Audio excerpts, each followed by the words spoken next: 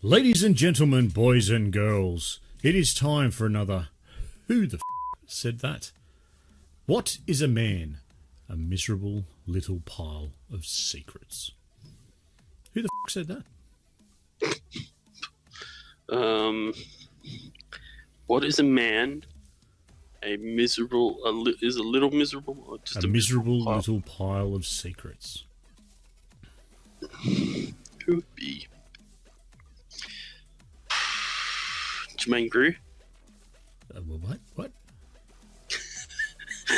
Sorry. Let's just say no. I thought you might get that one, but I'm sorry. Yeah, I missed that one. Yeah. Look, Google Jermaine Greer when you All right, I will. jump off tonight. Okay. And those of you who don't get it, I'm hoping there's a few people that probably chuckled at that one, but those of you who don't get it, Google her and you'll sure you'll work it out pretty quickly. Nope. Alrighty. No. For those playing along at home, I'll give you a hint. Netflix. Now, on with the show.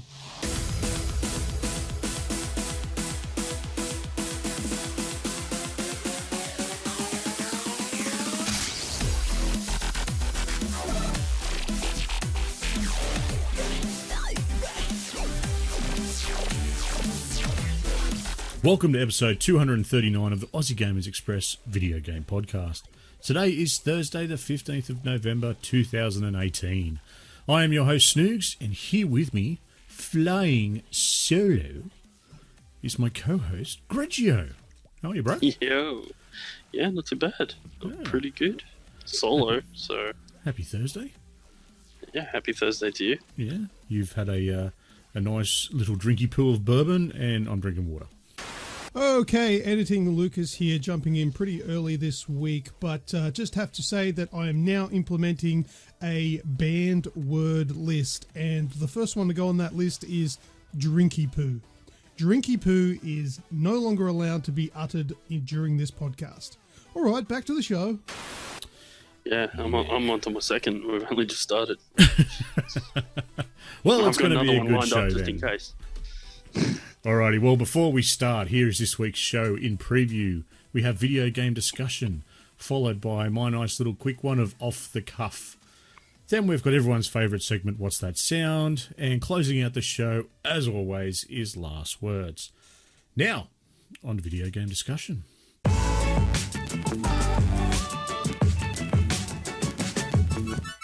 Alright, mate, it's been a bit of a sad week in... well, not only video games, because the video games have been touched by him as well, but in the whole pop culture world with the passing of Stan Lee.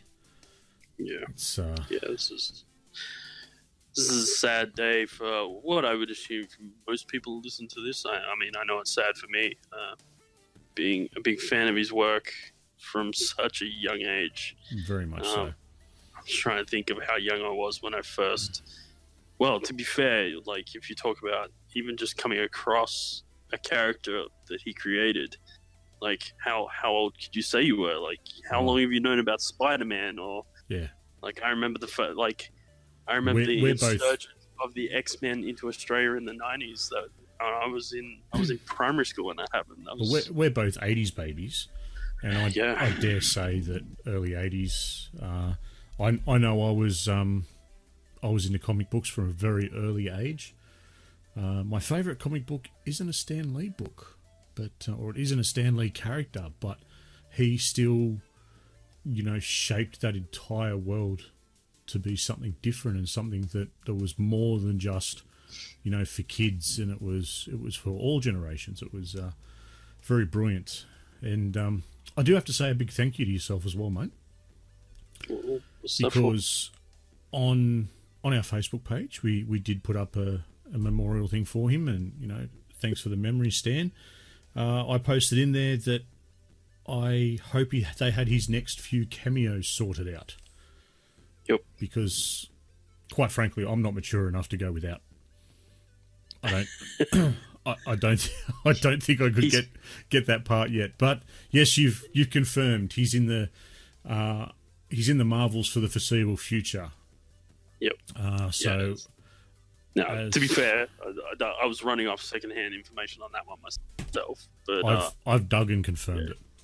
Yeah. So it looks as though Avengers, definitely the final Avengers movie, and possible for Captain Marvel. I was going to say Captain Marvel. Yes, I just had a brain fart there for a second. Yeah.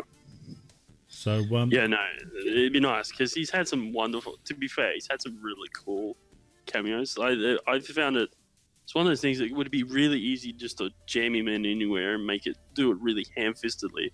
But some of them have been quite clever and really entertaining.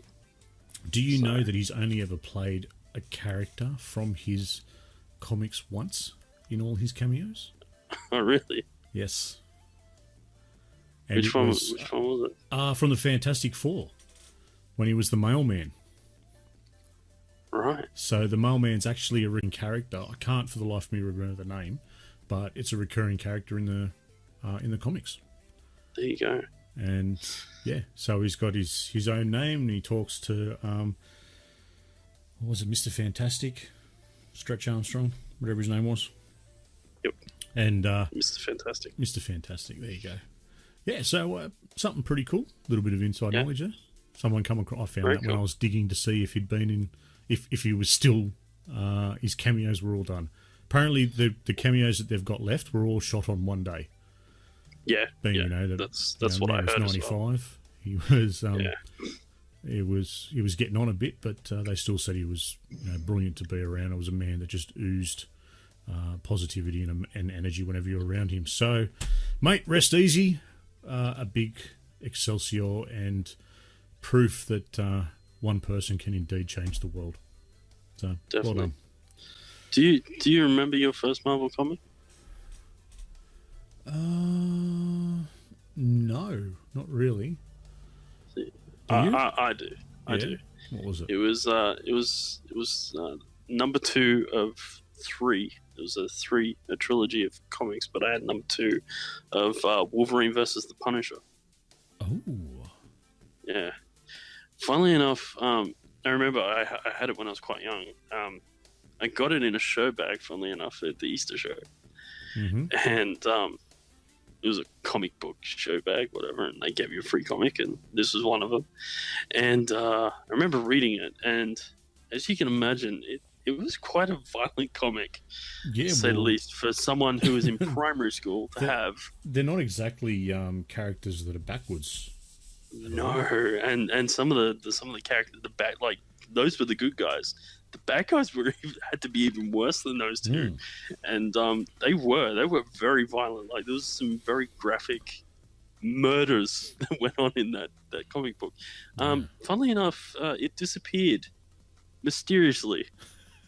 I have a funny feeling my mother found it, Mom, and just sort of went, "Oh, that's garbage." It probably went in the bin. Truth be known, so for those of you who are cringing about that right now. Having said that, there's an app you can get on your phone for Marvel Comics, and you can buy all your Marvel Comics and create literally a digital library of comic books on your phone. So I went digging, and I found that comic, and I got it on my phone. So, and the other two I'm magazines, looking for this app the other now. 2 comics, yeah. Is it just called Marvel Comics? No, let me have a look. I'll check it myself. called Marvel Comics. Yeah, it's literally just called Marvel. Yeah, Marvel Comics. Done. Yeah. It's on And Android literally, as well, I just people. opened it. I just opened it up just then, and literally, it's still on Wolverine and the Punisher. Well, that is downloading now. Don't tell the wife what those charges are. I'll just pretend it's porn. I'll probably get in less trouble. Probably. So, yeah. Yeah. It's got good some really cool Star Wars comics on there now, too. Because now Marvel and Star Wars are owned by the same people. So Oh, of course. there's some really cool Star Wars, cool sort of Darth Vader origin stories, like stuff that happened between when he became Darth Vader and obviously where the movies kick off. There's some tensions between him and the Emperor and stuff like that. It's some pretty cool comics. Anyway, we digress. Yes. Yeah, well, we'll leave that there. Thank you very much, Stan, for all you've done for all of us. And, yeah, rest easy, mate. That's all we can really say, I think. Yep. Create a bunch of true believers. Yes. Well, mate, one other thing that's happened this week, and given the reviews that have come out, it could possibly be that it's a bit of a sad week as well. But Fallout 76 has been released. So, do I start playing the "I Told You So" song, or no? You do not. I just shut the fuck up. Just shut the fuck up. No, right, okay. Not at all, mate. You know what?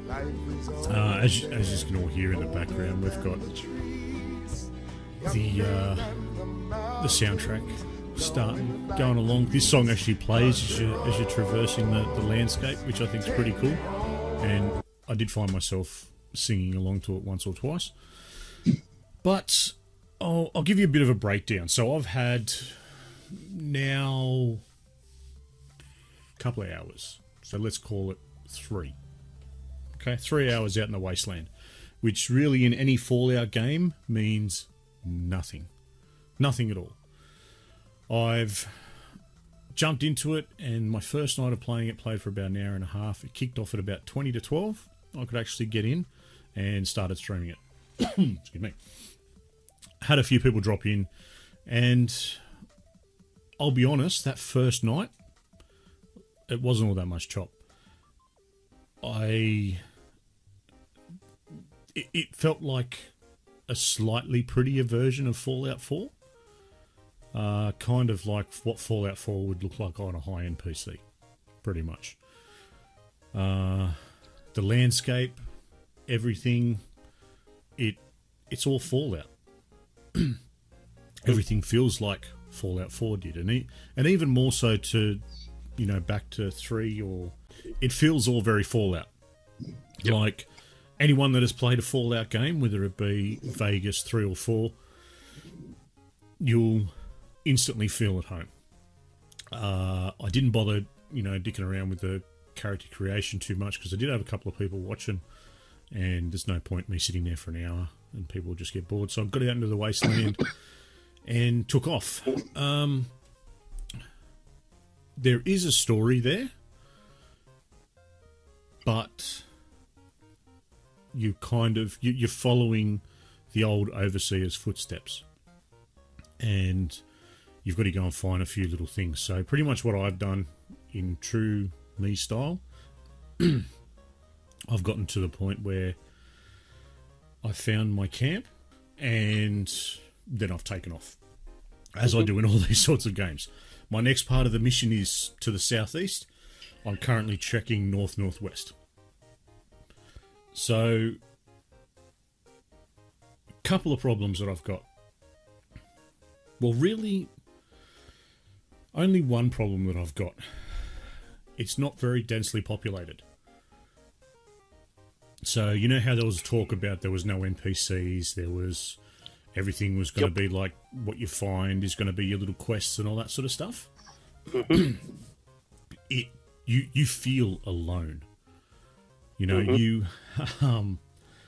There is nobody out there, and actually running across another player is pretty rare once you get away from the shelter itself.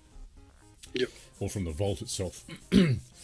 And being that I'm off the track from the original, like from where everyone else would be going, I've taken off elsewhere, there's no one around. I haven't seen anyone for an hour and a half of gameplay. So it does feel very empty and very alone. It's very sparse. There's no one around. I can't find any lockpicks, which has been an absolute pain in my ass because there is so much stuff to look at. I've found a camp, like a cabin area, like a kids' summer camp sort of thing, that while you're standing in there, there's a woman squealing, there's vibrations like earthquakes, and just a lot of weird shit that happens in this area. I found a nuclear dump site. I found the Mothman Museum, and couldn't get into the Mothman Museum because I didn't have any lockpicks. And I found a whole lot of what they call scorched, which is pretty much like a early version of a ghoul. Like they haven't gone that full. Pretty much looks like they've just survived the initial blast, sort of thing. Yep. So they're kind of like a cross between a raider and a ghoul, if that makes sense. Yep. My other big gripe that I have at the moment, though, is the hitboxes. When I'm shooting an enemy, or sorry, when an enemy is shooting at me, my hitbox feels like I'm carrying around a 6-seater table. And anywhere on that 6-seater table, I'm getting hit, and therefore I'm getting damage taken. When I shoot back at them, it's like I'm shooting at a teacup saucer. And yes, many people out there will just go, well, Pat, you've just got to get better. This is 100% true. Yeah, exactly. 100% true. But it's a little frustrating at this early stage of the game. I've got guns that are very slow. I've got I only just found a laser weapon, which is ridiculously close to being no good to use anyway. Yep. One 10mm gun and a couple of pipe guns that I've built. So, other than that, I don't really have any problems with it. It feels like Fallout. You get the servers need to get a bit of a work on, because quite often you freeze up. Really? You know what? Probably they would have alerted them to that problem. What's the beta? Who would have thought? Yeah. Yeah. Like letting people play the beta for more than 5 seconds at a time. Well, they completely messed that in the beta, because I get a lot of freezing, and I've even been booted a couple of times. Yep. which is frustrating in itself.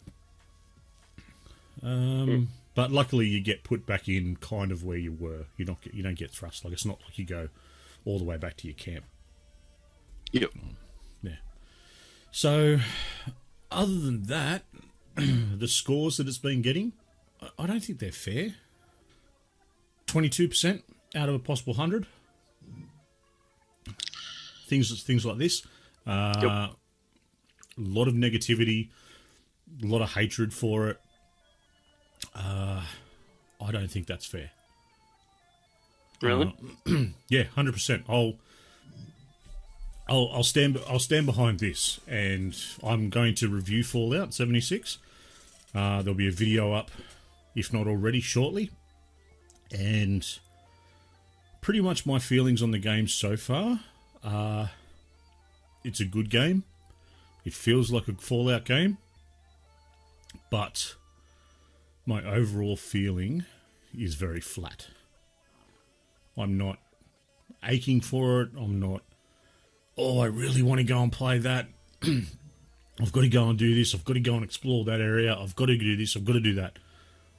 I don't get any of those feelings at all. Any of that sort of emotional push to get through it. I don't get any of that.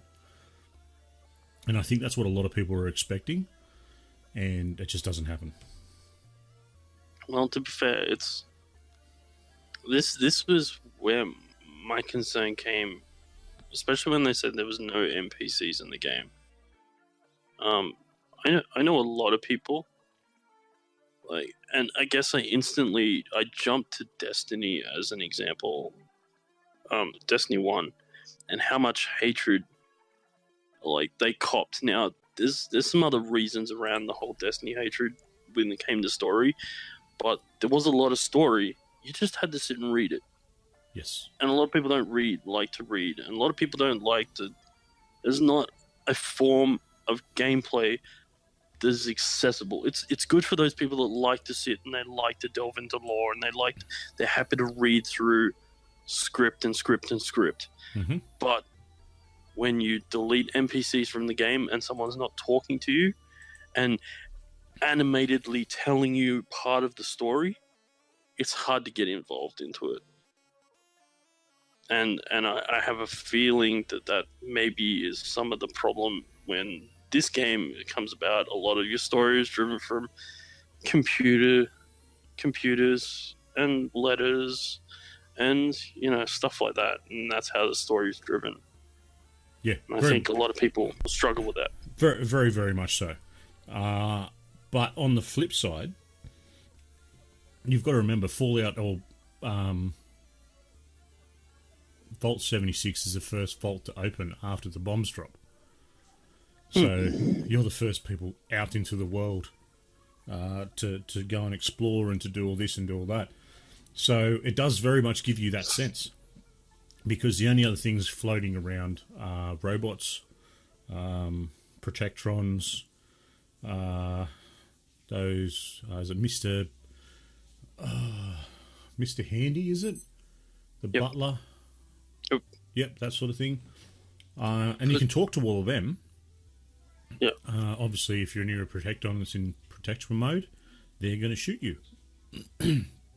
But a lot of you can interact the same with all that sort of stuff, but you can't interact, obviously, with other players. So far, the community as a whole that I've seen has been a bit of this, a bit of that. So in the early stages, you can't do PvP until you're level 5. That didn't stop anyone from trying. Of course it didn't.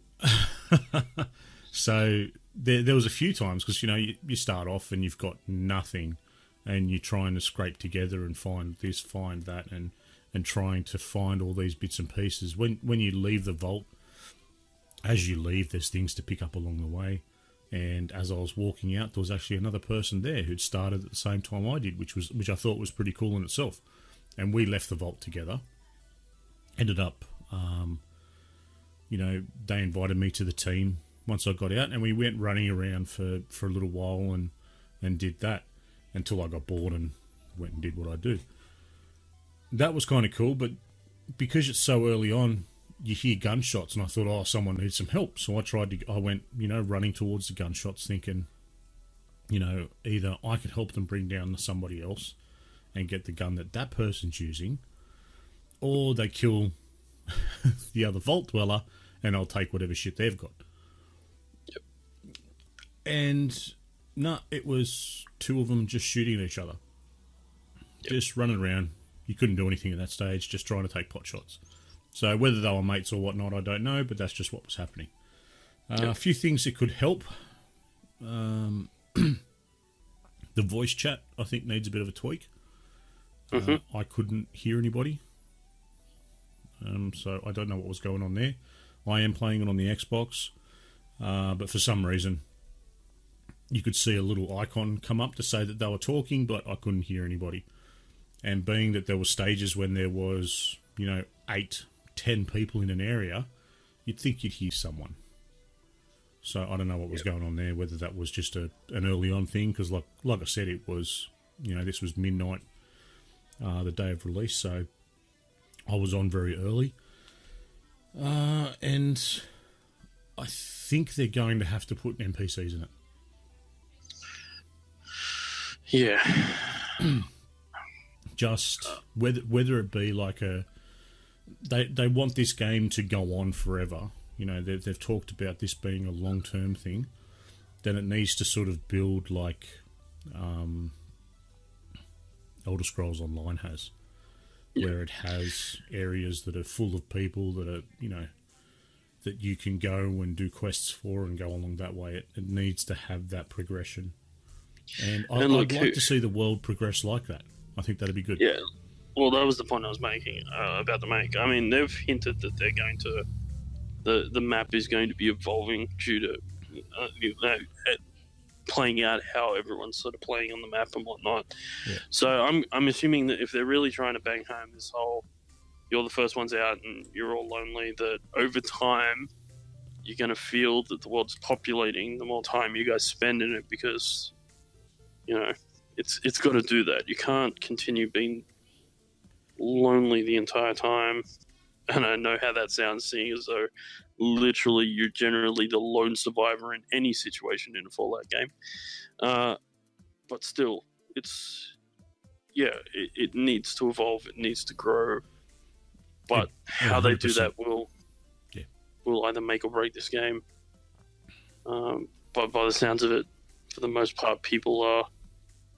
It's not cracked. It's not cracked up to be what they wanted it to be, I think.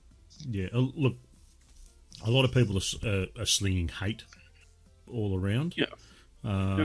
If you want a good, honest, representation of the game, I can only talk from my honesty. The review that I do will be honest and upfront, and also the streaming that I'm doing in regards to it will always be, I'll show you exactly. If people jump into the stream and they say, Snoogs, can we go and see this? Quite happy to. So, ask the questions if you're wondering about it. More than happy to show you. All right, well, that's enough Fallout, I think, for the moment, unless you want to chuck anything else in there, Greg? No, well, I haven't played it, and I've really got nothing more to add in that sense. I've probably got more questions than answers, but yeah, no, I'm happy to leave Fallout where it is at the moment. So. All right. Well, I got a disc copy of it, mate, so you can borrow mine. Sure. All right. Well, do you want to take us away with what you've been playing with, mate?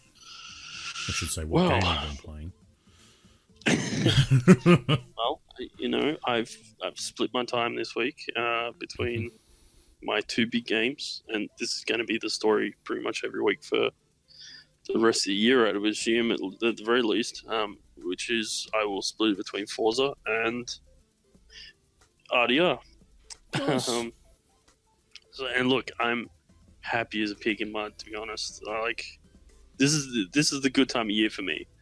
There's all the new stuff comes out, but there's usually just a couple of big games that I want to play.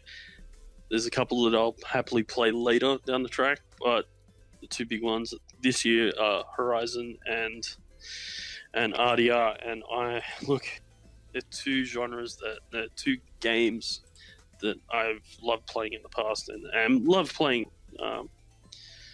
So Forza is not a great deal new with that at the moment.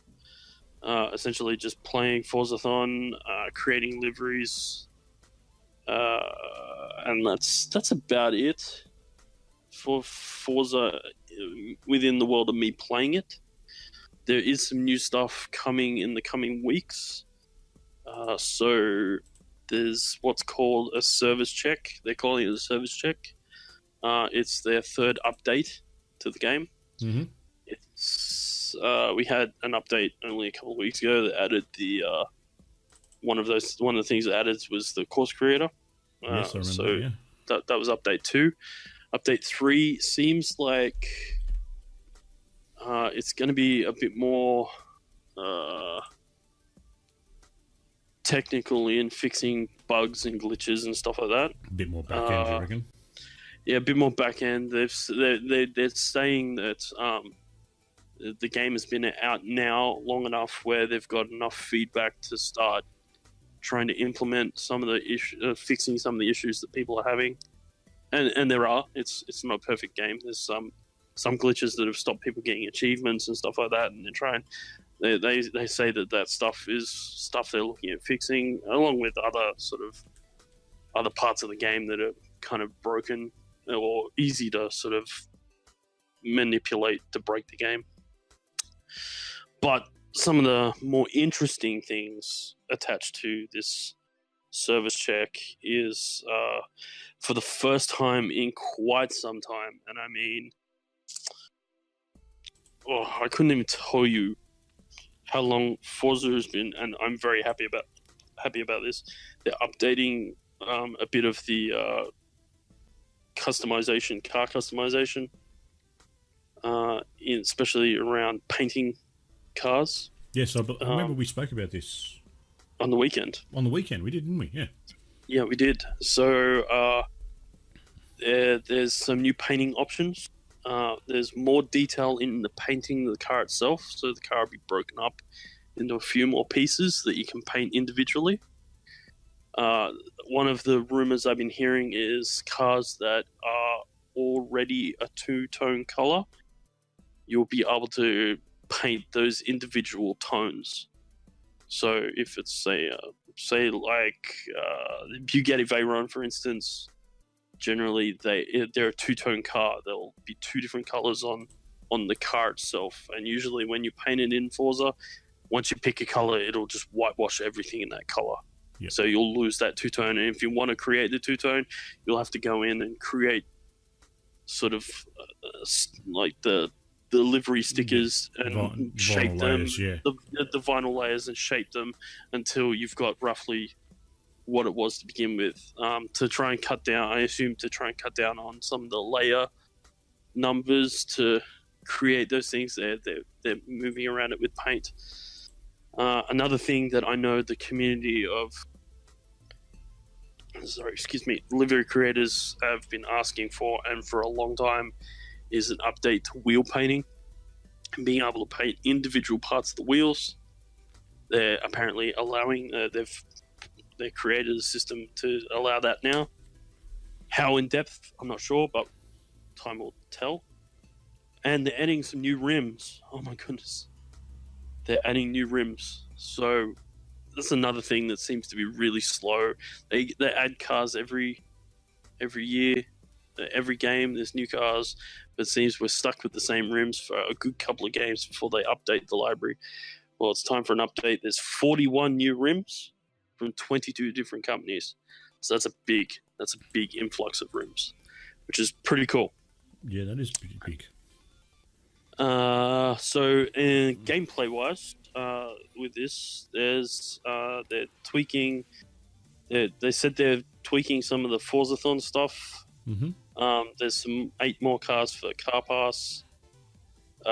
There's some new seasonal events. Now, I know people have kind of been, not so fussed on seasonal events. They're not that rewarding, and even in them, there's some glitches. I've found some really annoying ones where it makes pretty much the championship impossible to win. But like my glitch that I got the other week. Which one was that? Last weekend, I think it was. It's the one where you get the person in your championship multiple times. No. The controller was at the other end of the house and couldn't be fucked getting it. Oh right, that is a problem. That's one I've come across. So you'll look at the list of drivers, and there'll be a driver tire that comes up twice in the list. It'll be in 2 separate cars, and for all intensive purposes, it treats it as two people until it tallies up the score at the end of the championship, and then it treats it as one person. Oh, so that essentially one person gets double points. That's a bit so rude. if they come second and say 5th, they get like the score for 2nd and 5th added together, and then that's added to their total. So like when I first did it, there was a championship of 3 races. So you get 20 points for winning. I had 60 points, and so the maximum amount because I won all 3 races, and then the person that beat me had 65. I'm like, what the fuck? How does that happen? Okay. And I was complex. I did not know what the fuck was happening. And it wasn't until I come across it again where the player was like all of a sudden beating me halfway through the championship, and I'm like, that's impossible. I looked and I realized what was going on. Anyway, they're looking into fixing stuff like that. But there's new championships with new prizes. I think there's actually some like vehicle prizes now. It's not just wheel spins and money. There's actual vehicles and probably more emotes. I don't really want them, but they'll be in there. And stupid articles of clothing I'll never wear, but they'll be in there. They're saying that there'll be 12 championships. So don't know what that means as a total, whether it's like 1 a month.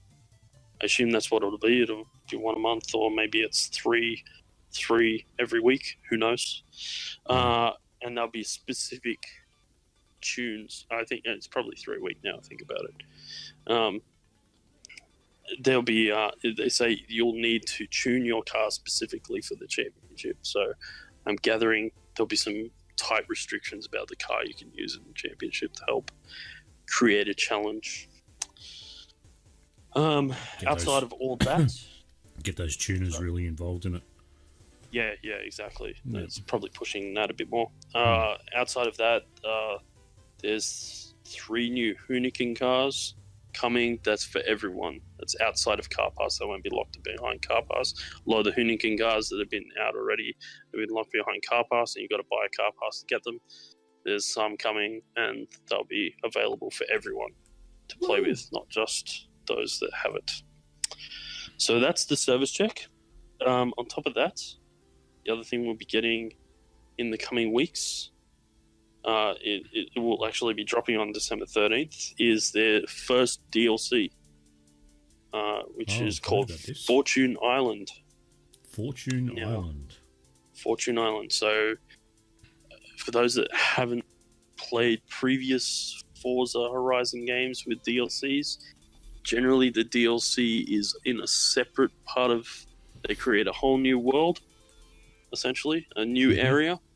You will leave the old area, go to this new area, and it'll be a whole new map to play on. It's usually a little bit smaller. It will be a lot smaller than the map you're currently playing on. But they are saying that this is the biggest map for a DLC they've ever had before. It has new weather systems attached to it, including there'll be lightning strikes, and you'll be able to see the Aurora Borealis. Road-wise, they're saying they're quite challenging roads. There's a lot of cliffside roads, a lot of switchbacks. Pretty much there'll be a lot of stuff for those that really like drifting. Awesome. Yeah, look, I'm looking forward to it. Get better at drifting. I'm always up to get better at that, so I'm not very good. And there's a few more modes like team treasure hunting that is being added as well. So I don't know what treasure hunting means. Whatever treasure there is treasure on the island. We're going hunting for treasure. Yeah, pretty much. In cars, because that's what you do. With my no teeth and yeah. Anyway, so yeah, that's Forza in a nutshell. As for RDR, yeah, I've been playing that this week. So my clip of the week. Now, Rem, who pretty much records every shenanigan, every incident, every whatever it is, she loves it. She loves photos, videos. She loves this game. She likes documenting. I have to go and have a look at her feed. Yeah. So, and she just records it straight from Xbox straight to Twitter.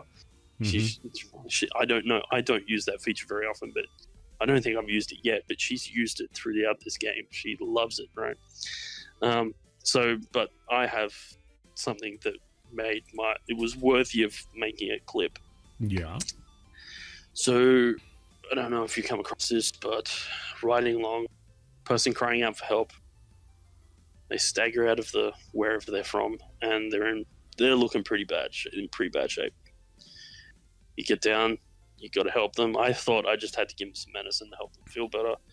No, it turns out I got to pick them up, put them on my horse, and ride them into town to go see a doctor. Yes. You done this? Yes. So when the doctor you waited around, you might want to walk away now. Yep. You waited around, didn't you? I did. Yeah, I did too. And then I watched what happened, and I was like, I should have walked away. That was worth recording. And to be fair, when I thought he was finished, I recorded it, and then after I pressed record, I realized he wasn't quite done, and he did one more thing after the end. And went, nope, now I'm recording it. Yep. And recorded it again. So to fill everyone else in on the inside joke, you take this guy, ride him into town. The doctor diagnoses him with his arm being in bad shape and needs to be amputated.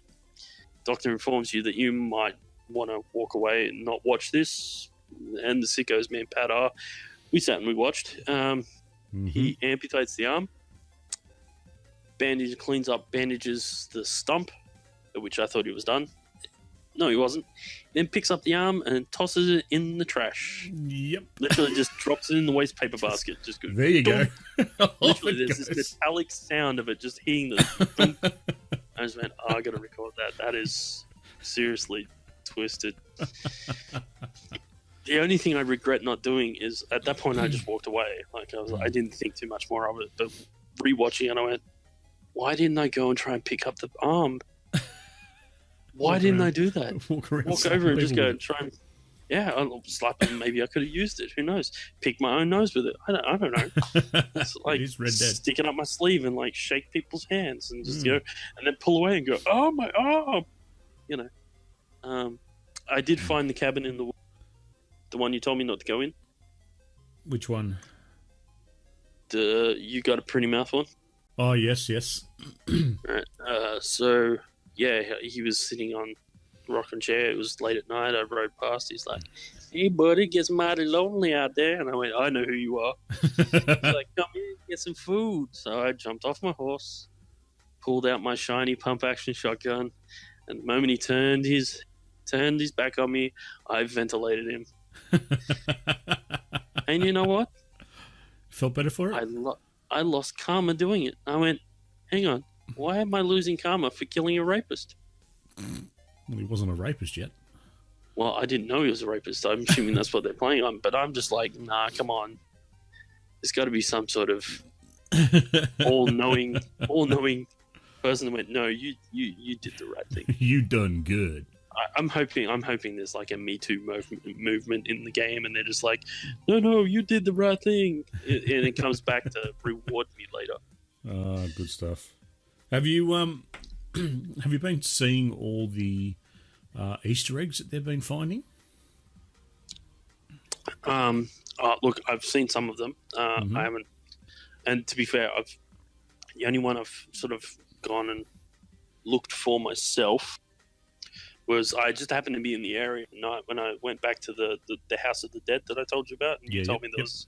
I saw the alien. The other thing is I'm on the trail of the serial killer now. I got the first clue for the serial killer. Yeah, yep. And what else? Look, there's so much in this game that I just lose track. So there's probably more. I just can't. Well, the gold, the waterfall. There's a treasure map under the waterfall that I found. Stuff like that. Ooh, I haven't done that yet. There's a ghost train. I saw the ghost train. I haven't seen it in my game, but I saw it on Twitter. So. Yeah. So the ghost train's probably the biggest one that I've seen, and I came across it just out of nowhere, just while I was tooling around and going about my business. I've gotten to chapter 3, I think it is. Yep. Now, so I'm down near Saint Denis. Yep. And new roads. No. Past roads. I'm further down in the swamp. Past chapter 3 then. Have I? Yeah, chapter 3 is where you're at on the lake next to roads. No. I'm in the swamp, so I must be chapter 4 then. Yep. That makes sense. So you're a little bit ahead of me. Yeah. So yeah, it's still just long for being long, I think. It's starting to get a bit repetitive with the mission types. Go here, do this. Oh no, you're going to get sidetracked to go and do that. Yep. But can't put it down, mate. Still loving it. Yeah. I don't know what it is. This is a conundrum. When I just sit back away from when I'm not playing the game, and people when we talk about it like this, or when I'm talking about it at work or whatever, I can't help but talk about how slow the game is, how grindy that feels, and yet when I'm playing it, you just get lost. You do. You just get lost. Like I played it this week. I was trying to complete one of the gambling challenges. Now I sat for about good 2, maybe 3 hours playing that game. And all I did for the entire 2 to 3 hours was play one game of poker. And the worst part was I didn't even complete the challenge. I failed. So I'm like, fucking hell. Like I feel like when I walk away from it, I go, that was a complete waste of 2 hours. What? Might as well have done nothing. Like, I might as well have, stuck my head in the sand. I've literally achieved nothing for that 2 hours. Mm-hmm. And that's not a good feeling. But yeah, when you're doing it, you just don't. It just, time disappears when you're playing that game. It's scary. Yes. Well, talking about how scary it is and how easily time runs away from you, it has been nominated for Game of the Year. So, funny that. Game of the Year awards have been, well, the nominees for the awards, which are drawn in December, have been released.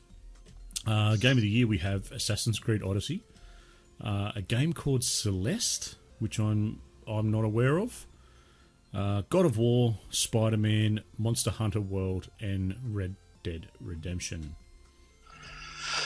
Are the big ones. I'm assuming you'd vote for God of War, clearly. 100%. Yep. 100%. Spider-Man was a fantastic game. Red Dead is a fantastic game. But God of War is generation defining. Well, ooh. Yeah, it'll be close to that. Ooh. It'll be close to it. Ooh. It's just... Okay.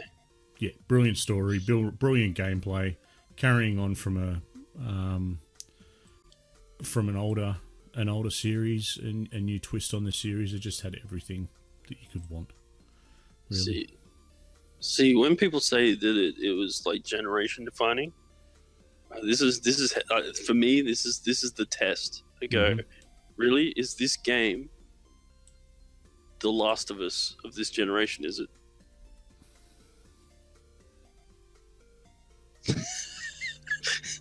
That's a good perspective to put it in, actually. Yeah, and a lot of the time people are like, oh yeah, I see your point. Yeah. Oh, Maybe I not. 100% see your point. Yep. Because for me, that and for a lot of people, not just me, a lot of people, that was the crowning jewel, the defining moment of last gen. Yes. Right?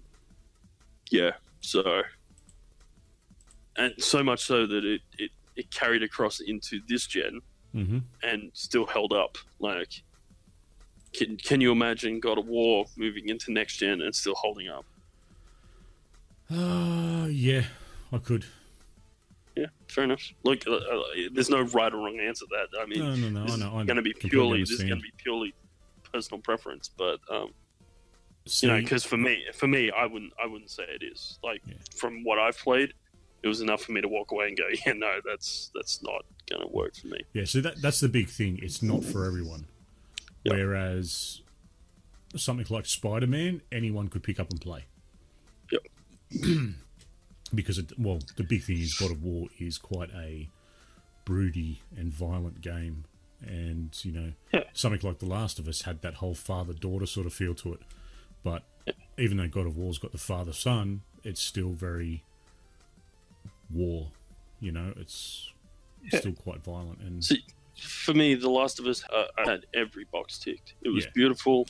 It played well, and it had a story. For me, God of War, look, I'll admit, it was a pretty game. I'll sit there and I say, I didn't give the story. I didn't play it enough for the story to shine through, but everyone likes the story. So I'm going to say that it has a story. But for me, the play well part is what broke it for me. Like, there was just stupid. Like, the Lego flower moment for me was like, yeah, no, what the hell? Like, I never got that moment in The Last of Us. No, like, of course. But like that right there is things that break games that, for me, that probably should have been generation defining, but for me it misses the mark there. But that's just me. But the actual list, that's hard, because I'm not sure any of those games would really jump out and say they're Game of the Year material. Odyssey is probably the closest. Yeah. But even like only because it's probably on par with RDR. Like, don't get me wrong, RDR is very good, and it's probably in the long run, it'll have more longevity than Odyssey, and it's probably slightly prettier. It's arguable, but it's better paced. Is much better paced than RDR. Yeah, like it actually felt fun to play. I think the biggest thing, as much as I love RDR, I can't say it's fun to play.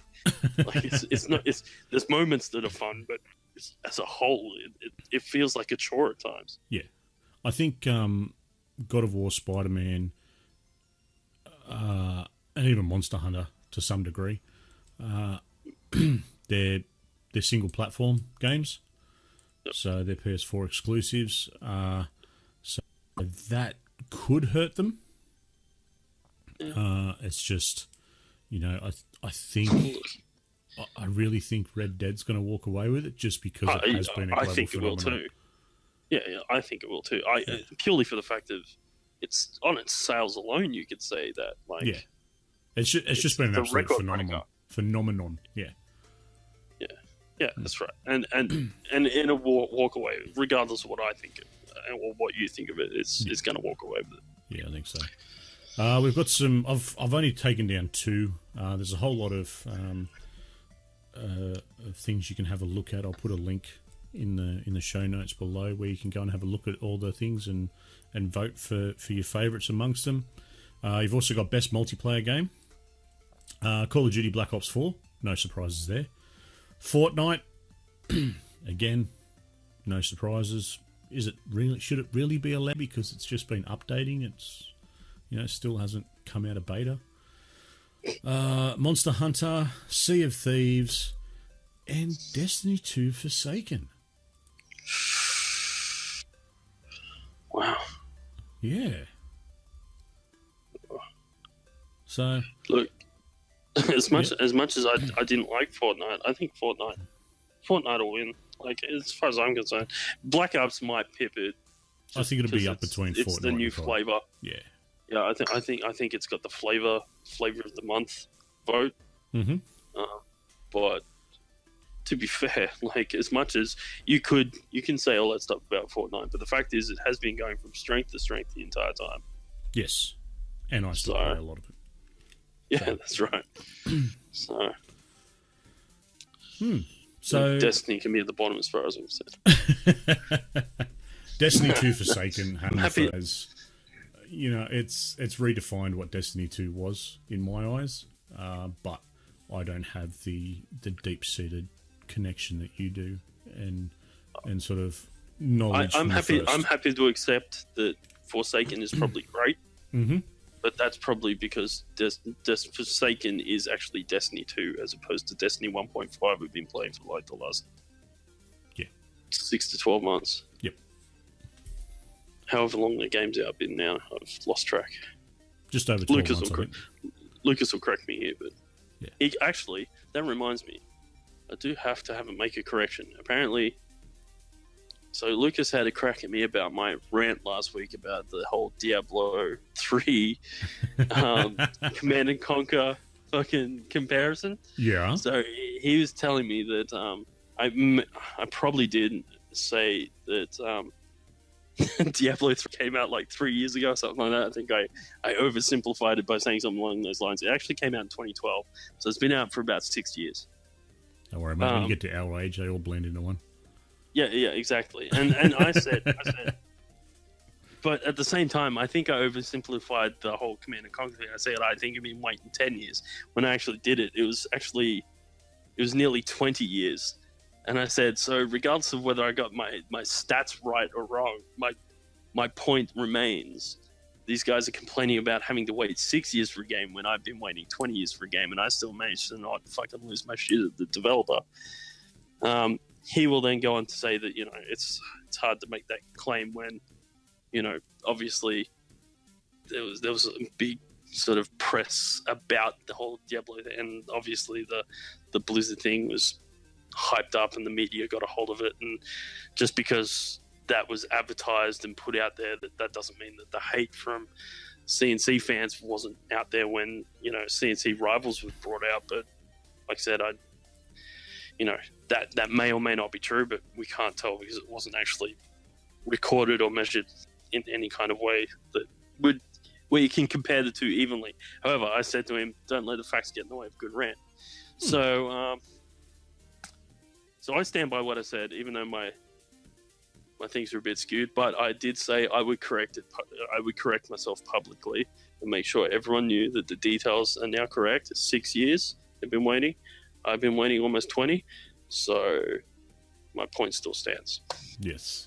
All right, mate. Well, some big news from last week. XO 18. Oh, do you want to, not just big news, lots of news. Do you want to, all right. Well, do you want to fill us in and race through that sort of stuff? Oh, all right. It's going to be a race. Give us a bit of a skim, because what we've got, I've got a post that's waiting to go up on the website, which has got a full breakdown of everything on it. So yeah, well, people can check that out over there. There's about 2 pages of notes here, and I'll try and get through them. Cool. As quick as I can. All right, so Crackdown 3, the first thing that I'll bring up. Day 1, there'll be a multiplayer mode called Wrecking Zone. It'll have a fully destructible environment. Now, actually, I should have started this whole with the premise that I have not actually watched anything from XO18. Okay. Rem watched it all. Mm-hmm. She wrote notes. She was going to do this. She's sick, so I'm now going through the notes. So if there's anything that I'm not quite sure about, it's not because I'm special in any kind of way or shape or form. It's just that I didn't pick it up on the briefing that I was given, and that's probably I just there was a lot, so I probably missed a few things. And the reason I say that is the next part of the notes was something about the xCloud. To do with the destructible environments, it's going to be apparently something about was similar on OG Xbox, and it will carry through to Xbox One. They're going to be very similar, so it'll feel the same. If that doesn't make sense, I apologize. For those of you who have played Crackdown, that does make sense. Awesome. Okay. I don't know what she's getting at there, but Crackdown is available for free on the Xbox until November 30. The original. Yes. and it's enhanced for Xbox One X. Exactly. And Crackdown 3 will be available day 1 on the Game Pass. There you go. And it'll also come with 2 new maps. So, yes. Yep. All right. So that's Crackdown 3. Sea of Thieves is getting the arena next year. The arena. It'll be a new mode called Treasure Hunt. It's a competitive mode. Essentially, it'll be, I think, teams of 2 will be on their ships. They'll duke it out, trying to fight and hunt for one lot of treasure. Mm-hmm. They're designed to be shorter sessions that are easier to swallow, but it's also for those people that really want to have that good PvP element of, essentially, it's, I guess, a capture the flag kind of thing. Run to the treasure, dig it up, take it back to your ship, and run away with it kind of thing. Excuse me. So, if anyone's still playing Sea of Thieves, that's coming.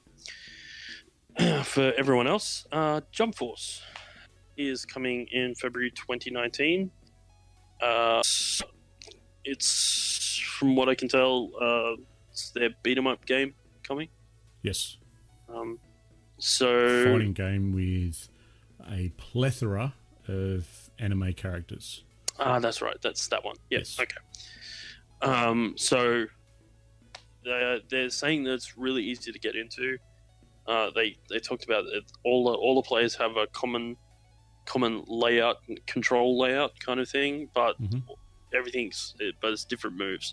So I think all they're saying really is it's like every other beat 'em up. You know, there'll be punch buttons, there'll be kick buttons, but the punch buttons do different things depending on which character you are. There's a single click super, which will be pressed down on R2. And yeah, so it's going to be really accessible, but they're saying that it will be, while it's easy to play, it'll be hard to master. So, like any game, really. Like I feel like they're saying it's a beat 'em up. That's kind of beat 'em ups. So anyway, State of Decay 2 has the Z Hunter update coming. It's a new zombie mode. There will be new melee weapons.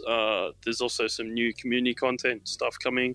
And once again, there was a comment made that Rem picked up on. She wasn't even 100% sure on it. I feel like it's people that have played State of Decay know kind of thing, but they said they're prepared to return to Tremble Valley.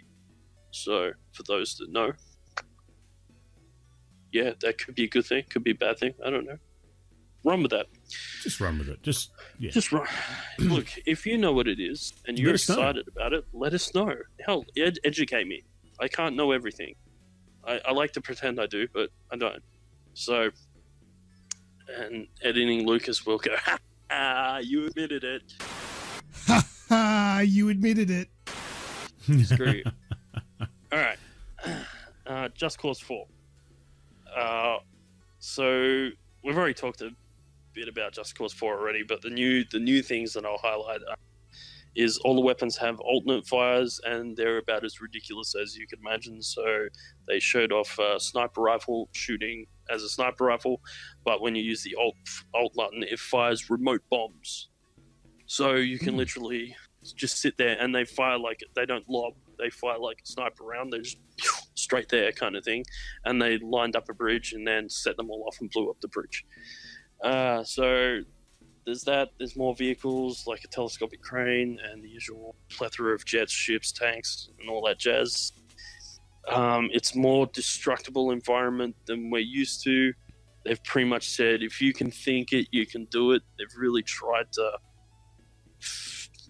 make it work, where they've obviously had some input and they've tried a lot of different stuff to try and get as much destructibility in this game as possible, and trying to give you as much option to come up with creative ways to destroy the map. Also, you'll notice in all the previews there's a tornado. Mm-hmm. Apparently the tornado is a constant through the game. It's always on the map. It's always moving around the map. It's a presence that is always there and can and will probably get in your way. So that is Just Cause 4. Cool. Next thing, Give with Xbox. Now, this is really cool. I'm going to suggest everyone get onto this. So, what Xbox is asking is what gaming means to you. All I want you to do is get a photo of what gaming means to you and share it on Twitter, Facebook, Instagram with the hashtag Give with Xbox. And for every hashtagged photo, they will give $5 worth of products and services up to $1 million to Child's Play, Gamers Outreach, Operation Supply Drop, and Special Effects, which are all charities based around gaming and helping those less fortunate share their passion of gaming. So I know specifically Operation Supply Drop is about getting veterans access to gaming consoles and stuff that will help them rehabilitate with either physical injuries, or the other two, help them with their physical injuries or even their PTSD and stuff like that. Just being able to game helps that. With the other ones, I think Child's Play is about kids in hospital. The other two, I'm not entirely sure, but check them out. You'll probably find all the information you need through Give with Xbox. But I encourage everyone, just flick up a photo on your preferred social media. Yeah. Just one, help Microsoft spend their money on a good cause. I mean, I don't think they're gonna have a problem getting to $1 million, but to be fair, just get behind it. I think it's something everyone can do really easily. I know I will be. So over the weekend, I will definitely get a photo up of something that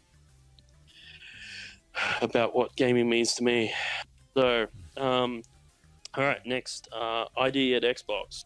So this is Xbox's indie game division. They claim that they now have 1,000 games with 4 billion hours of gaming content available to play. Some of those include After Party, Mhm. which is a game about a bunch of guys that have to compete against the devil in a drinking game to survive. I know. I so want to play that game. Yeah, I'm thinking that as well. Sable, which is an RPG that's got some really interesting cel shaded graphics. It looks cool. It's a coming of age story, I believe. And Ublitz, which I haven't seen it, but literally the notes was the combat equals dance off. So take from that what you will. Yeah, so that'll be interesting. Next is the Game Pass app. So there's now a Game Pass app. This allows you to browse and queue up all your downloads on your phone. So when you get to your Xbox, it just starts doing its thing. You don't have to. You can do it all on your phone now instead of on your Xbox. So when you got free time, when you're sitting on the toilet, you're like, oh, what am I going to get off Game Pass? Microsoft acquisitions were also brought up. So they've acquired 2 more studios, In Exile, which created Bard's Tale and Wasteland. They're going to continue doing that sort of RPG style thing. Mm-hmm. And Obsidian Entertainment, who were the guys that did Stick of Truth and Knights of the Old Republic. And also, didn't they do New Vegas as well? Yeah, I think so. Yeah. Off the top of my head. Anyway. That's a big one, that one, I think. Yeah. Well, yeah, very big. The other important thing about that, Phil made it quite clear that they're keeping the studios independent. So the studios are still free to do what the studios do. It's just that they're now backed and owned by Microsoft and Xbox, essentially. So they are sort of first party, but they're still autonomous in a sense. They're free to do what they want. Free to do. They recognize that these guys are making good content. They're just now slightly backed better. So good stuff. So that's very good, especially Obsidian. I can't wait to see what they bring out next. I think it's going to be a ripper. Minecraft, 91 million players each month now. That's ridiculous. It's reached. That's huge, yeah. Look, it's amazing. That's a staggering figure. It's reached its 10-year anniversary, which it'll have 2 new DLCs coming out. One called, I don't know what one of them's called, but one of them's called Luxury Life, which will be adding sports cars and luxury cars to Minecraft. And there'll also be a Cat Panda add-on. I don't know what that means. Yep. It could literally mean cats and pandas, or... It does. They're new animals. Right, okay. Yes. So cool. A square panda, because if a panda isn't funny enough looking as it is. Yeah, look, I feel like they're pandering to a specific market with those. I'm just putting it out there. I love Minecraft. I really do. I get runs at it where I'll play for a little while and then I won't touch it again for months. Yep. Like I've even got the Minecraft Xbox One S.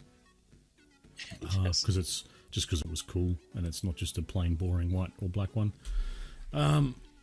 So that's a massive number though.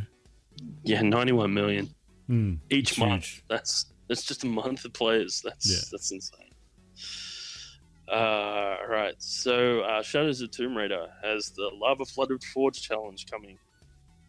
It has some new modes for that, which is a score mode and a time trial mode, and along with that is a bunch of new weapons. So that's new Tomb Raider. Check that out. Now, the next 2 things I need to get on my phone because the lists were way too big to read out. So I'm gonna just go to the digital notes that my wife gave me, and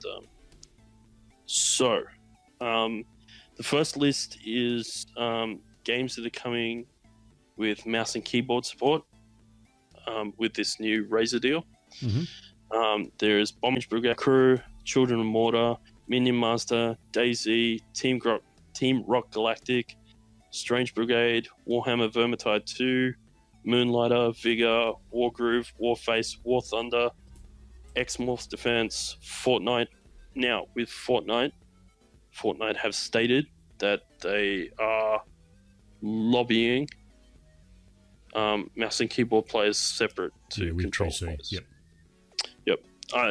They're already doing. I know they're already doing that now, but it's now official that we're getting an official device peripheral mouse and keyboard support on Xbox. Excuse me.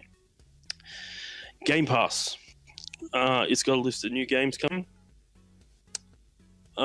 These include PUBG, Sacrifice Blade, Ori and the Blind Forest, Ori and the Wisps, Void Bastards, Thief of Thieves, Kingdom 2 Crowns, Aftercharge, Supermarket Shriek, Mutant Year Zero, Road to Eden, Pathologic 2, Secret Neighbor, which is set in the world of Hello Neighbor, The Good Life, Agents of Mayhem, MXGP3, and Thomas Was Alone.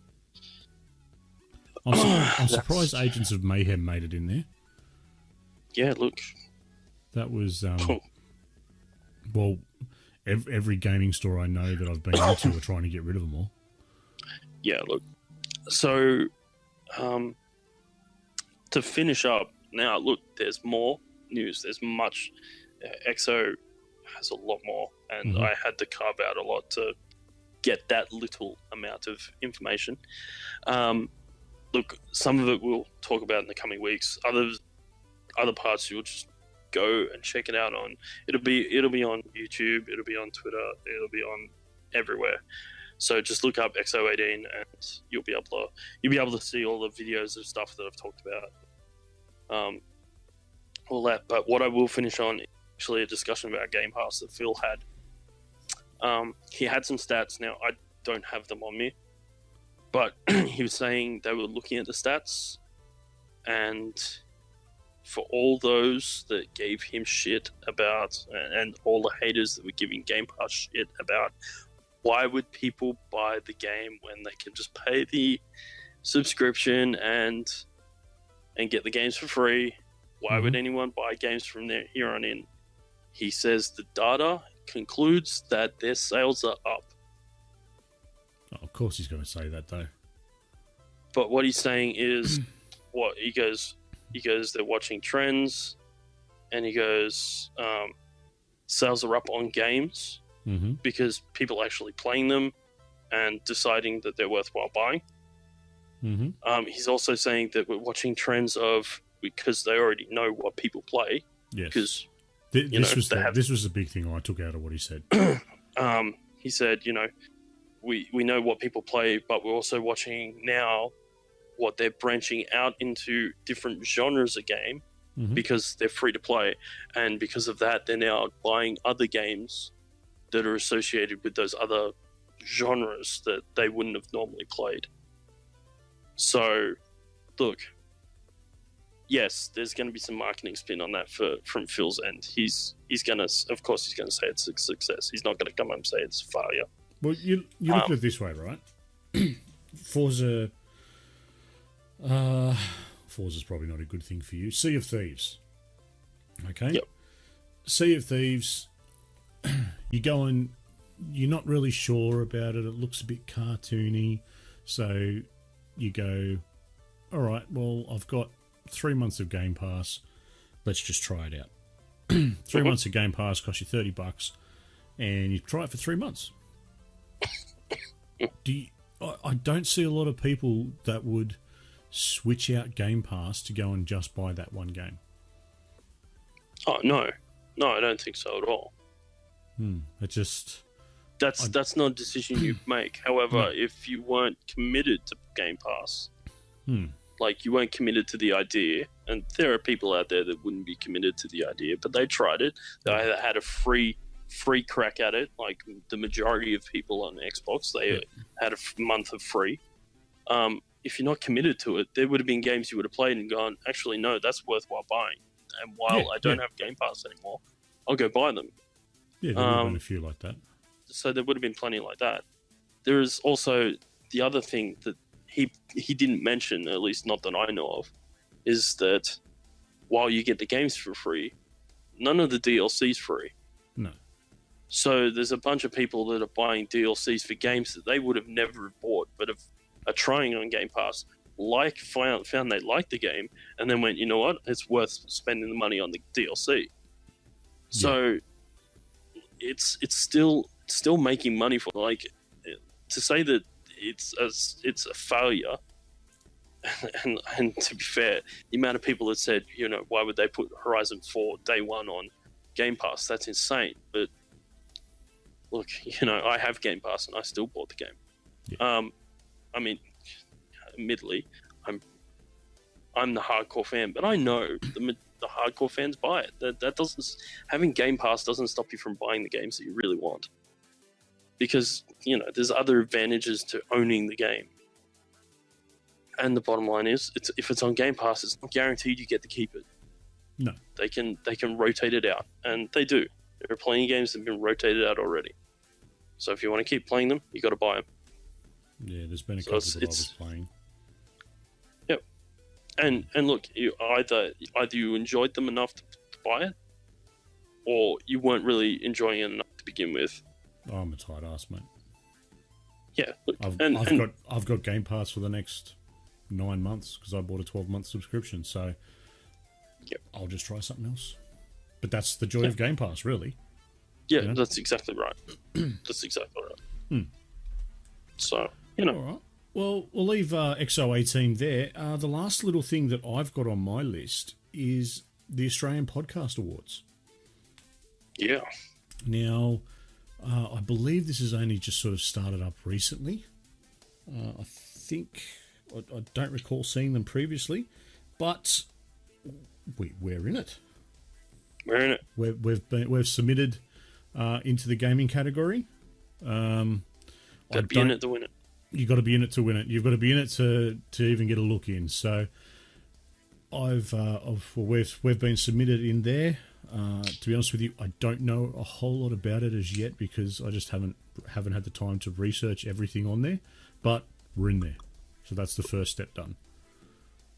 So make sure keep an eye out on the Facebook page, all over the social media stuff that we do, and keep listening here because I'm sure we'll update as it goes along. The voting, I believe, happens January, February next year. So all good. Fingers crossed. Yeah, I'm excited. Sounds good. Now, mate, was there anything else from your end? I can't remember if we spoke about that before. We did bring up some things. Oh yes, we did. Just to, what did I bring up? I said some things just before we started, added in ad hoc. RDR Online. That's right. Rumored, it's coming. It's coming. Rumored about the 22nd-ish. Yep. Mm-hmm. I have no idea what's going to be in it. No. You know what? We just know it's coming. I've found a lot of rumors, but as with the release of RDR, there's nothing out there. I can't find it. I'm struggling to understand why 0.1% of people that have played RDR have already got the trophies for it. But I'm guessing they're the devs. So yeah, it's there. It's coming. No one knows when. All we know is that it is. So yeah, fun times. All right. Well, that's been video game discussion. Let's jump into Off the Cuff.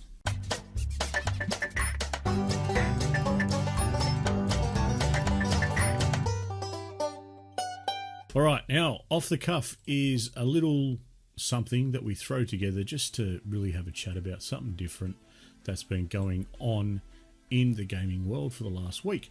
So, this week, one of the PR companies that we work with sent out some details, and they've been having a little bit of fun. And having a bit of fun with Barjo as well. Good old Barjo from Good Game.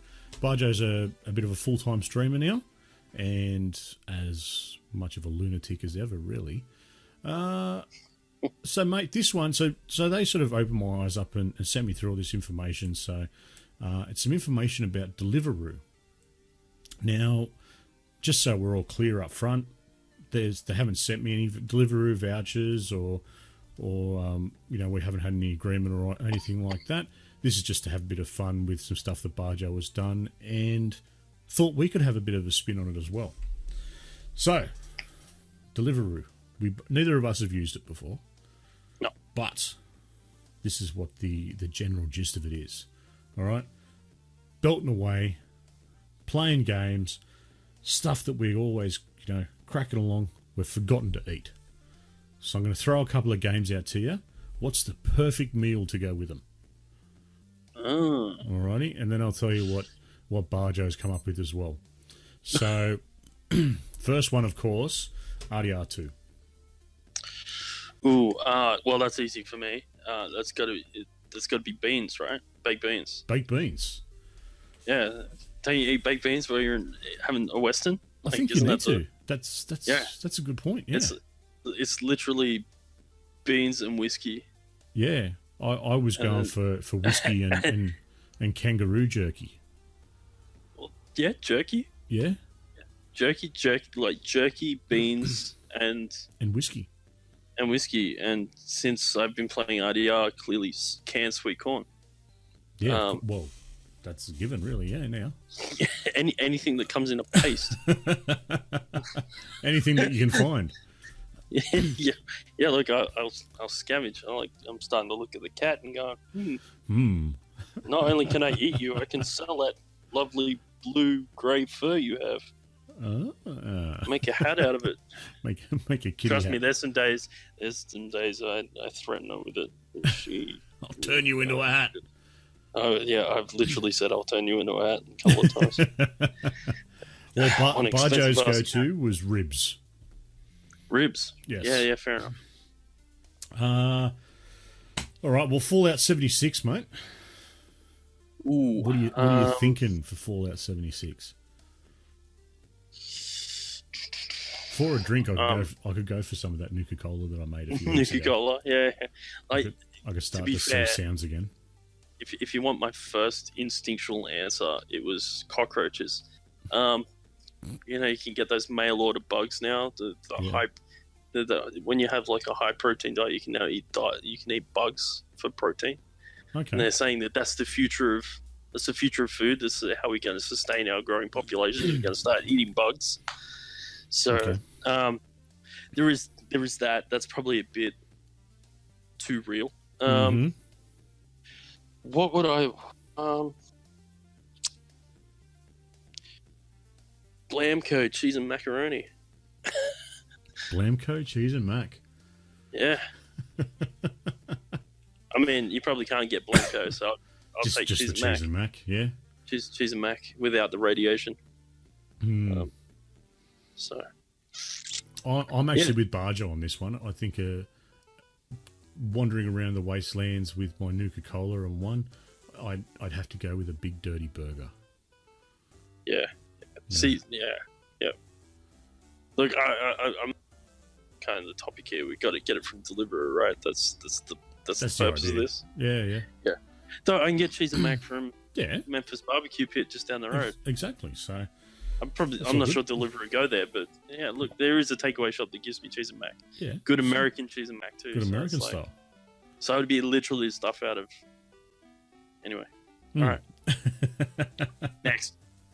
Well, he's done Detroit, Become Human, Yep. but I don't think you've played much of that, so we're going to go with Fallout Horizon.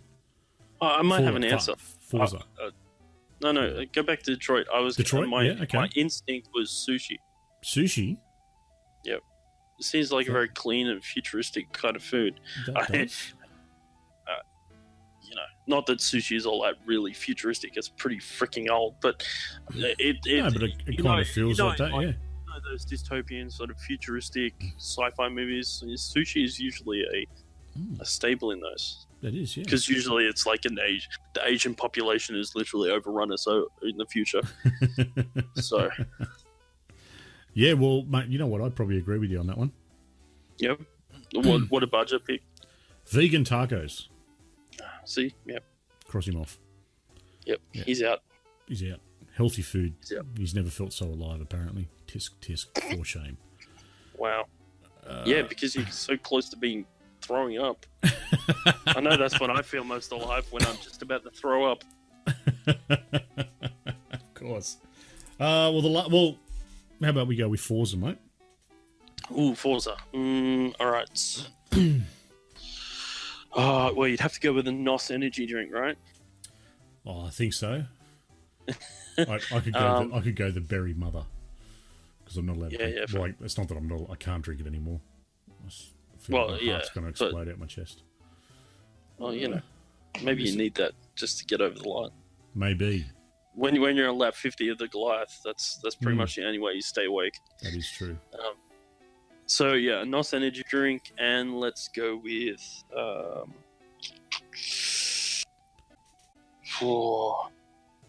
food shaped like a wheel. So pizza. Pizza. Yeah. I've got more. What would you call it? You know, one of those big serving plates where it's got like a bit of everything in it, like where you got carrot and dip and cheese and meat and all that little stuff. A big platter, so you can use only one hand. So you've still got one hand on the steering wheel. Oh, true. Although now that you've said pizza, you could just make it a calzone and have a big hand. Or you could have like one of those traveller meat pies. You could. You know, the long thin ones? Yeah. I don't know what makes that a traveller pie, but... Because apparently you can bite into it and it doesn't explode. Yeah, fair enough. But that's another story. Apparently. All right, well, last on Barjo's list, PUBG. And call out Blackout. PUBG, what would you go for, PUBG? KFC. KFC? I think KFC all around, mate. Yeah. Yeah, that's even what Barjo went for. See, Barjo put it down as though, that he prefers to hide and let his team do all the work. See, my thing is, I'm dead and just watching the team. Yeah. So I'll just sit back and eat whatever. Which means you also have time for a shower after eating such a dirty meal. Yes. You can go and sit in the shower and cry yourself to sleep. Yeah. See, my favorite, like when people ask me, when I'm talking about KFC with people, I always harken back to your description of eating KFC because I think it's the most apt. Do you remember what it is? Oh, it's been a while. I kind of remember. Remind me again. So you liken eating KFC is like having sex with a prostitute. Like a cheap prostitute. At the time, it feels really good, but afterwards, you really feel like you need to have a shower. Yeah. God, how much did I have to drink when I talked about that? Not sure, but we were eating KFC, so I didn't probably. Yeah. Yeah. Well, that's it. That's for what for off the cuff this week. Just something a little bit of fun. See how your mind sort of ticks. Just as twisted as mine, which is good to see. Yeah. Which we pretty much knew anyway. See, I haven't used Deliveroo, but I have used another one. And the reason I picked this one because the name was pretty much how I feel when I get to dinner time, which is eat now. I was like, that's me. That's me right there. Eat now. That's perfect. I've not used any of them. Really? Yeah. I'm very old, I think. See, well, yeah, I don't know. Unless you like, unless you have like a local. See, I find it's only good for like like Chinese or Indian. Where if you don't really know, and this is where I like it the most is when you go to other people's houses, or when you're in a state and you're like, I just feel like some takeaway. I don't know what's around. You just punch in the postcode of where you are, and it brings up literally everyone that does. And then you can just go. You just like, I want some Indian. That'll do. Order that.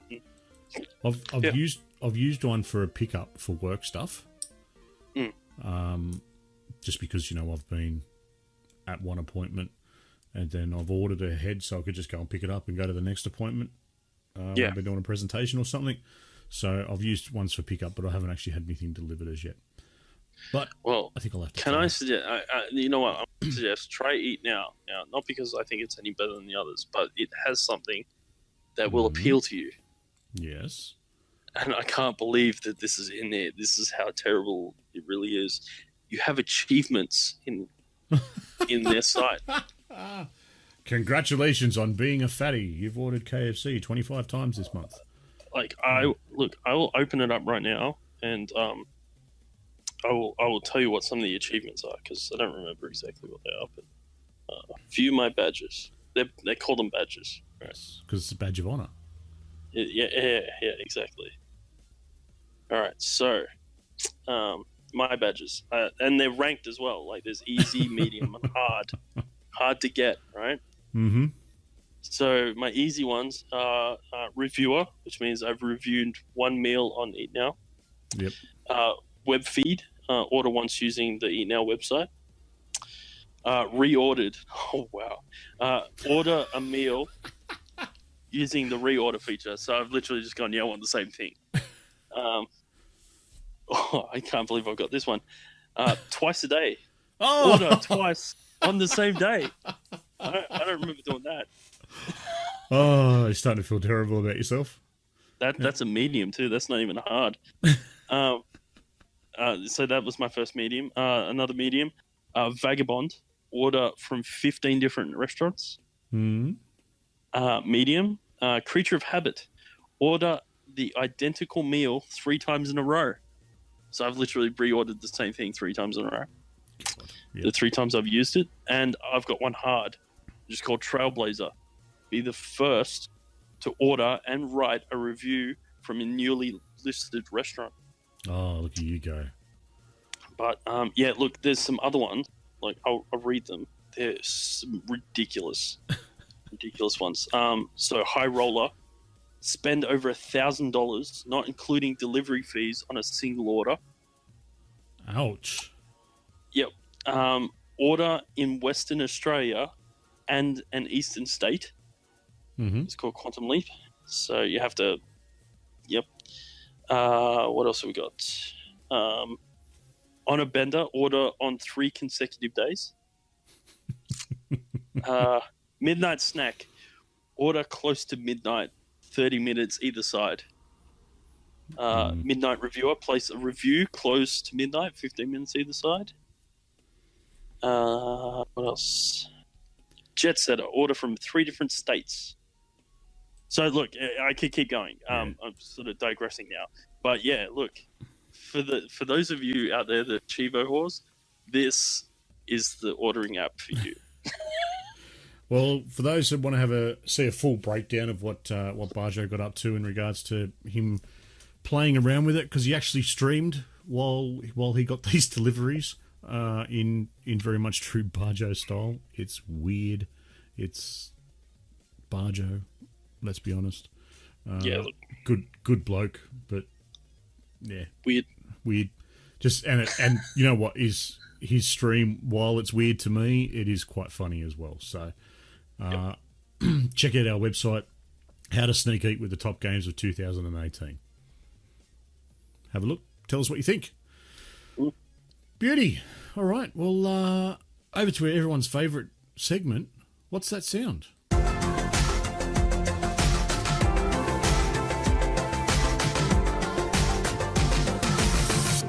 All right. Last week's What's That Sound? I got it right. I got it right. And so did Skrill. Lokir of Rorikstead. No, I'm not a rebel! You can't do this! Halt! You're not gonna kill me! Archers!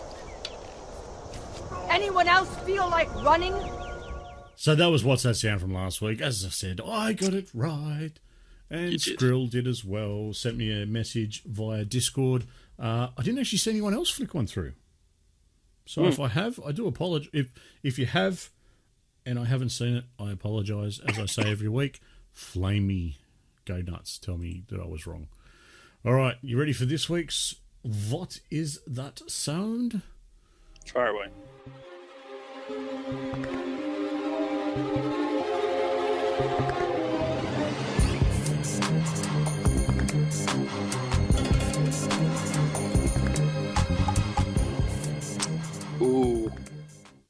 That sounds very, very familiar, doesn't it? It's load music for I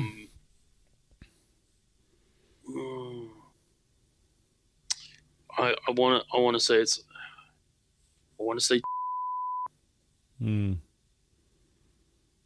like you got when the game's first loading and it's got the pictures coming up. I feel like that's what it's from. Yep.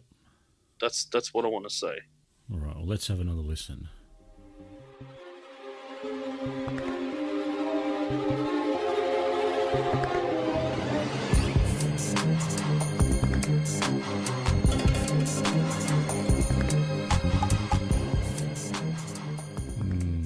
You could be onto something there, mate. Yeah, look, I'm not sure, but that's my guess. I'm going to go with something a bit newer and say Detroit. Kind of feels like that electro-y. Still think it's load music or something, but sounds way too street for Detroit. Yeah, it's got that street feel about it. There's parts of the story though that could work. Yeah, fair enough. All right, well, guys, that's What's That Sound for this week. If you've got any ideas or you want to have a crack, don't forget to send us a message over on our Discord channel or via the Facebook Messenger page. That's it. Now on to last words.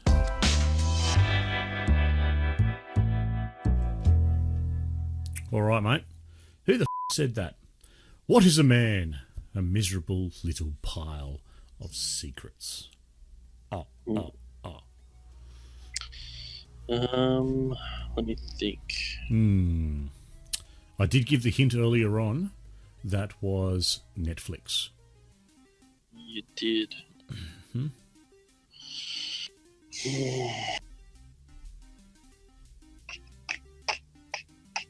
Some say he likes to count.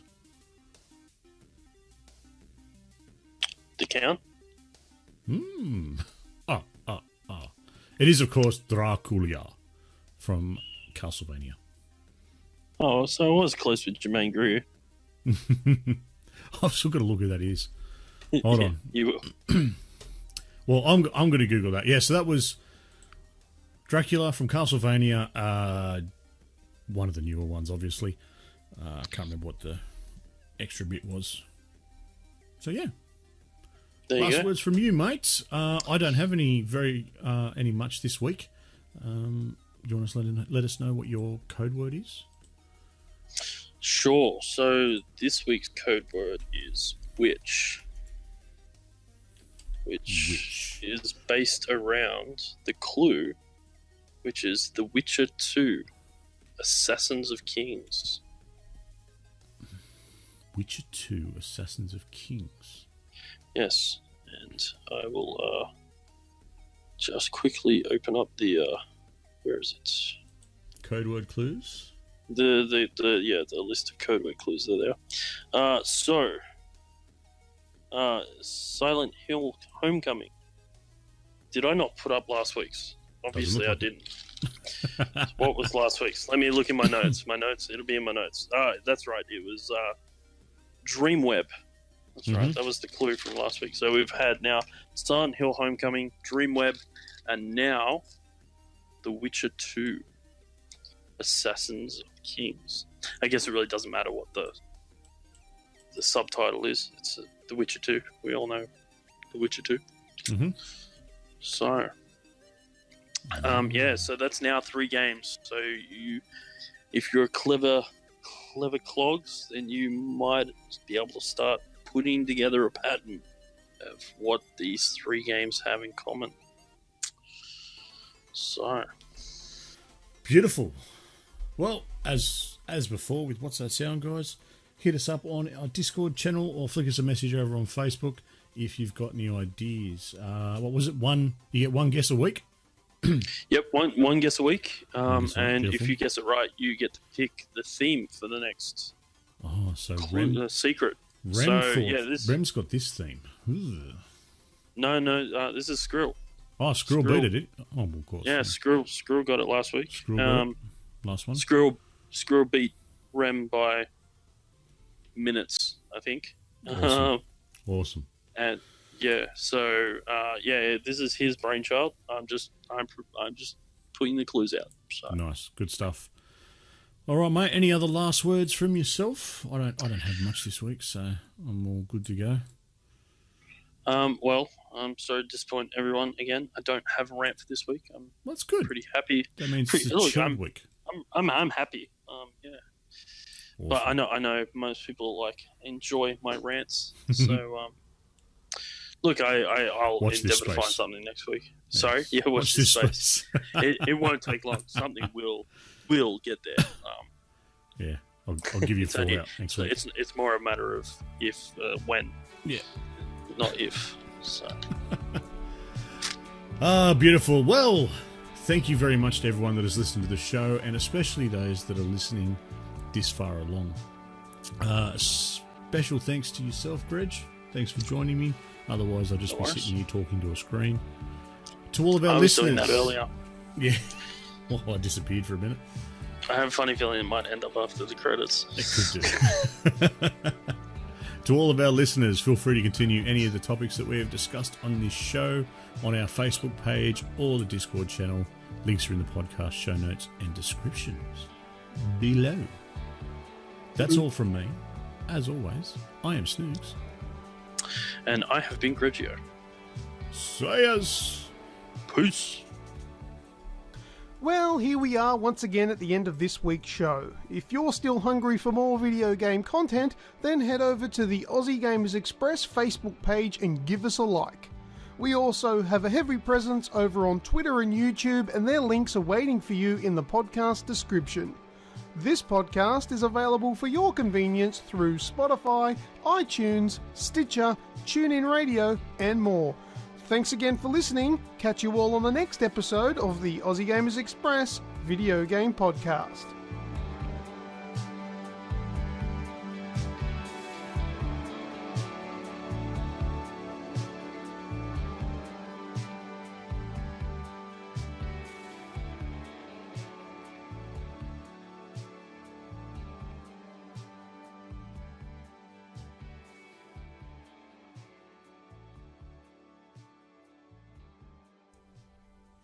All right, okay, editing Lucas here for a little bit of extra content for this lovely, lovely week. I'm having a look here in front of my computer on this beautiful 4K BenQ monitor. Plug. Looking at a website from Game Informer. And the news article they've got up here is Sony Interactive Entertainment is not attending E3 in 2019. And there's a little bit of a quote here. It says, as the industry evolves, Sony Interactive Entertainment continues to look for inventive opportunities to engage the community. And the company told Game Informer in a statement, PlayStation fans mean the world to us, and we always want to innovate, think differently, and experiment with new ways to delight gamers. As a result, we have decided not to participate in E3 in 2019. We are exploring new and familiar ways to engage our community in 2019 and can't wait to share our plans with you. Now, my thoughts on this is, while I am a little bit excited to see what they've got in store, and something new could be really cool, don't fucking mess with E3. If the big names start pulling out of E3, there may be a chance that E3 may be a limited edition.